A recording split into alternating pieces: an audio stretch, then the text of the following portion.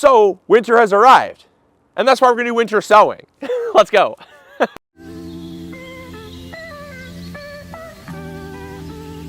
So when it comes to winter sowing, it could not be simpler. I absolutely love this method. I've used it in the past with great success, and it just kind of depends on the seeds that I'm starting if I'm gonna winter sow or not.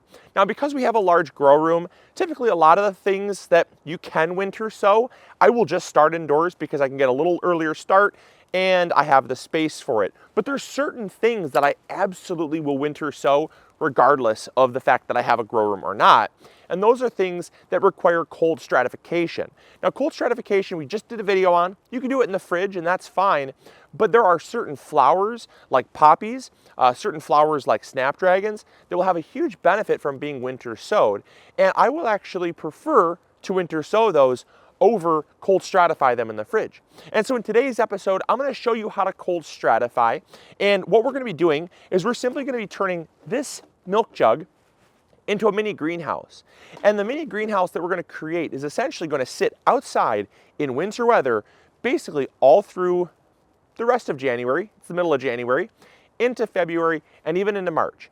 And you want them sitting outside that long because what happens is they sit outside and they essentially get acclimated to the cold winter weather, resets their clock, and then they germinate when the weather starts to warm up. It's really cool. Ooh, look, kale. If you don't think you can grow vegetables throughout winter, try growing kale. It's super cold hardy. All right, let's talk about what we're actually talking about. All right, so to winter sow could not be simpler. Like I said, you're gonna need the seeds that you're gonna be winter sowing.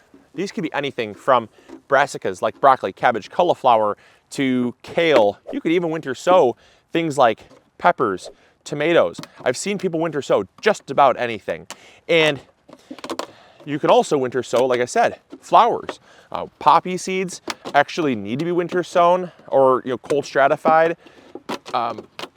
Thyme, oregano, your herbs, basically just about anything you could possibly imagine. Now, we're gonna be sowing them in this milk jug, which is another thing you're gonna need. Now, the benefit to the milk jug is it's gonna act as a little mini greenhouse. And basically you're gonna have a top and you're gonna have a bottom. And then what we're gonna do is we're gonna poke holes. Careful not to stab yourself. This is not probably the safest way of doing this, but gets the job done. Just poke holes at the bottom for drainage. Drainage is super, super important because again, these are gonna be sitting out all winter. And a common question we get asked is, well, Luke, won't the seeds rot? The holes prevent the rotting. You don't want any water to be sitting in there for long periods of time, but the soil will be damp and the seeds will be ready to germinate when the weather warms up. So having drainage holes is critical. All right, next thing you're gonna need is the top. And this is super important. You want to leave the cap off. This could not be a more important step because what's gonna happen is the amazing thing about winter sowing is that when things like rain or snow fall into the milk jug, it actually will irrigate and keep the soil moist. Now you may, if you don't have any rain or snow or whatever, you may have to come in and water periodically throughout the winter if you have a very dry winter, but in most cases, you'll never have to water these jugs. Just leave the cap open and that amount of water getting in there is plenty. Any excess water will just drain out the bottom holes. So it's almost as if, the benefit to this is almost as if the seeds have fallen from the season prior, fallen into the soil, and they basically sit dormant in the soil waiting to sprout. But the reason why this is better is because not only does it provide protection from things like mice or birds that want to eat the seeds, but it also will help it to stay a little bit warmer. So in the spring, this will act as a greenhouse and the seeds will germinate that much faster. And then from there, when they germinate, you're gonna take the lid off and you're gonna have all these beautiful seedlings growing in here. And then what we're gonna do is we're gonna scoop them out using the method we just talked about. See how you guys think I'm crazy sometimes, and sometimes I believe I'm crazy, but they do all have a rhyme and reason why we do these videos in the order that we do them. We just did a video on spooning your seedlings. Go check that video out. That will be used to spoon these out. We also did a video on cold stratification to explain the concept of cold stratification, because that is what you're doing here. See how My mind does work sometimes. So, so these are all gonna come back full circle, and you're gonna be using all those methods to grow more food in less space and using recycled products, which I think is really cool. All right, so we're just gonna use some fresh compost from the garden here. You can use potting mix, you can use whatever soil you've got on hand. Some people say you could only use potting mix. I say why? If someone gives you a definitive statement, there better be a darn good reason. And because they've never given me a darn good reason, I'm using compost because that's what they would naturally be in. It's got nutrients in it, it's gonna hold on to water well, and it's also free, which I like. Okay, so now that we have our soil here, we're going to take our seeds. We're going to be sprouting some Russian tarragon. I absolutely love tarragon, beautiful herb. But like I said, there's so many things you can be using this method with. And what we're gonna do is we're simply gonna take our seeds, right? Not that many, whoa. Okay, so in here in our hand, we've got probably, I don't know, 100 seeds, crazy amount of seeds. And we're not gonna worry as much about the density because again, we're gonna scoop them out and get them in the soil there.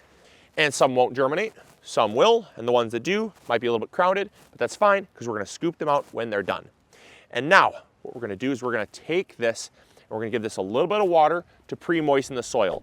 That's the first step. You always wanna pre-moisten your soil. I mean, you always wanna pre-moisten your soil before you put the lid on because then any moisture that's in there is gonna be locked in there.